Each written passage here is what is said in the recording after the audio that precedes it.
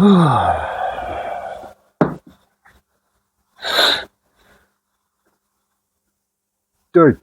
what the bloody hell is this? I said we're doing a light bar video, not a light bar video. Jesus, give it here.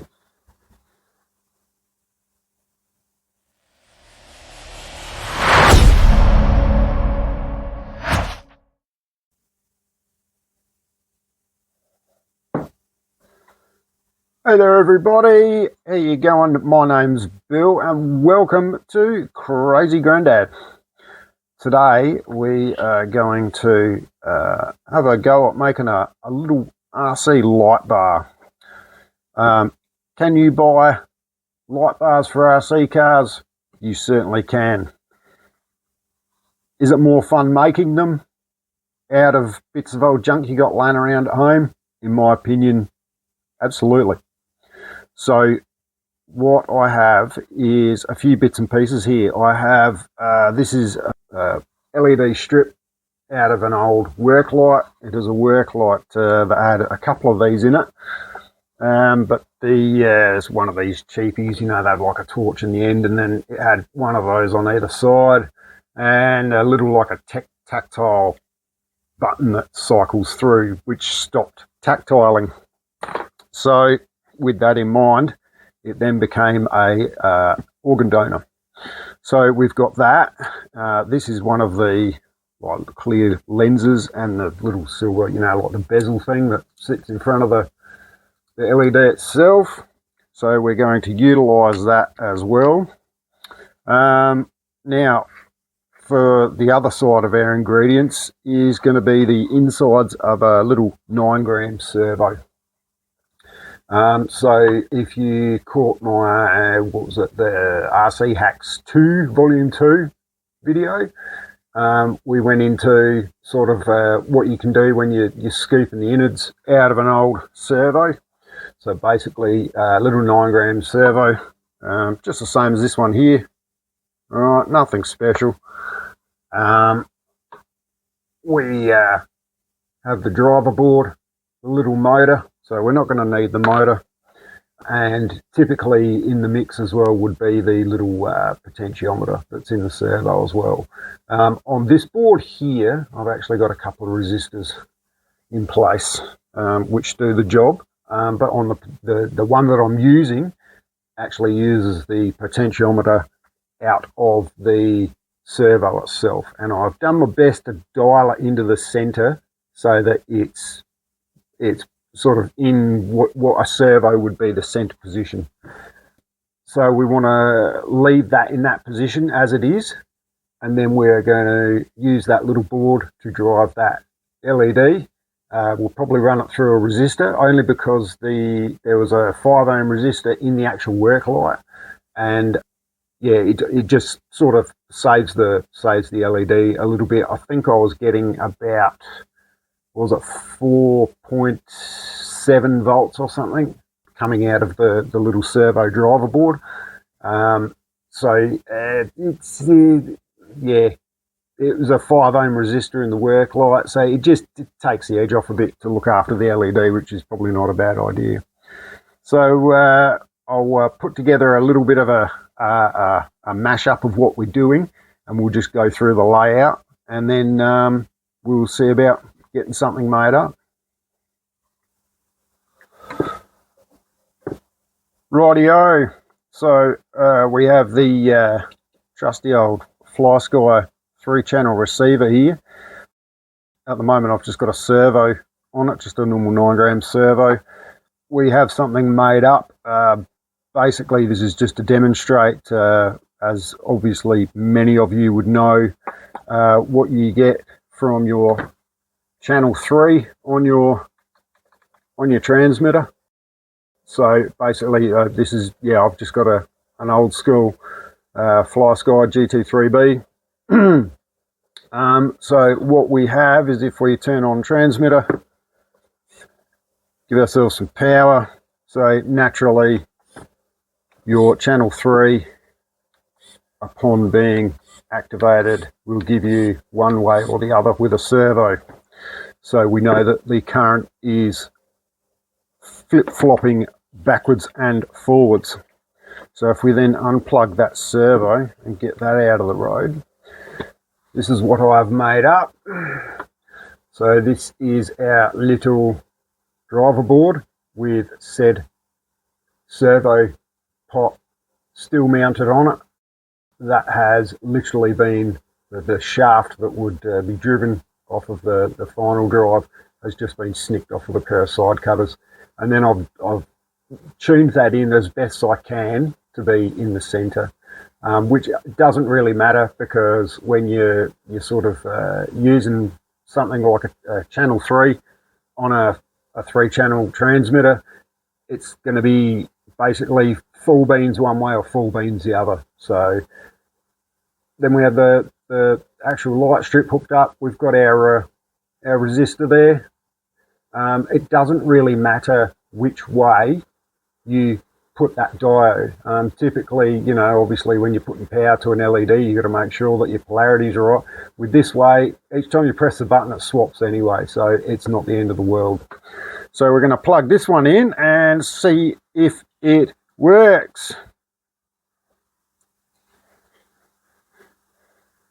Alrighty, press the button.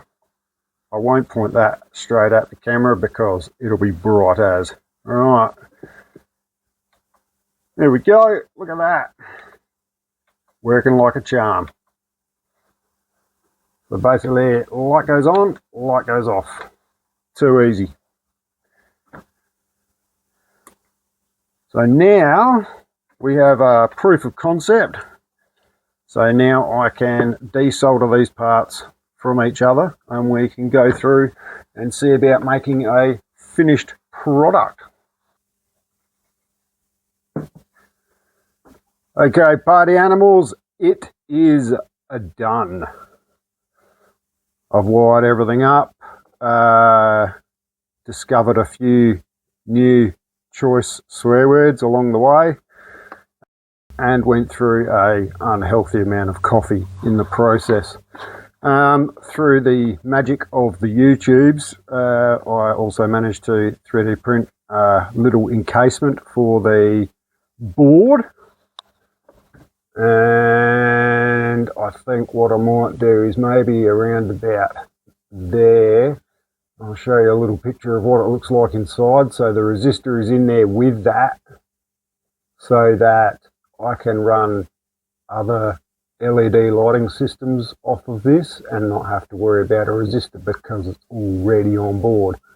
Why did I put a little bit of vinyl on the top? Well, because it's a wet, rainy day and I felt like it. And just because the car that this is going in, most of my stuff's held in with Velcro, like the radio and that. You got a little bit of Velcro on the bottom too. Alright, so that bit's done, that works well. And then onto the pièce de résistance. The actual, you can't see it too well there, the actual light bar. So yeah, again, little 3D printed enclosure. I've put some paint on it, but the paint went a bit, how you going? But yeah, so a little bit of fun and games wiring it in through there, because it has to get like all double jointed and carry on getting to reach where it's got to go, but we got there in the end. So that matches up to these two holes on the back of this bumper, so that will find itself mounted thusly. But right now you're all thinking, yeah, shut up Bill, just spin it up, let's have a look. So let's turn it on. Channel the 3rd. Now what I've done as well is, because what I was explaining before about doing things like this, sometimes you get a little bit of creep, or what would be creep if you had a motor on there. And then I went and said you can put the LED whichever way you want and it won't make an ounce of difference. That's not 100% accurate. I can plug this in either way and it's just going to turn on and off when every time I press the button, no matter what. But with the, I would say the actual the PWM, the pulse width modulation, going one way, it's slightly wider on the low side, I would have said, because if I plug this in one way, the LED will actually develop a little bit of a flicker, an annoying flicker. However, if I plug it in the other way, it's fine. So, which you could probably, if you wanted to, like, and if you got a bit more involved, you could overcome that with like a little tiny little capacitor or something like that, just to smooth it out. But this does its job. Anyway, you're all thinking, yeah, shut up, Bill, stop talking, turn it on. All right, transmitter on. One thing this does do is it just flickers. It just gives a little flick when you turn it on. So it's probably, I'm going to see pink dots in a minute. Yeah, there we go. Again, I won't point it at the camera because bright. Okie dokie. She turns on and she turns off. And she turns on and she turns off. So that has come out not too shabby. I'm pretty happy with that. So I'll install that in said vehicle. Not that I really need to, because this bumper is actually out of Frankenstein. And you know, like, I've got a big light bar on my big red crawler, which is good fun for you know, driving around at night. But this thing, like, Frankenstein's just way too fast to even warrant, like, why would you be driving it around at night anyway? So, but anyway, who cares? It's got a light bar, and plus, you know,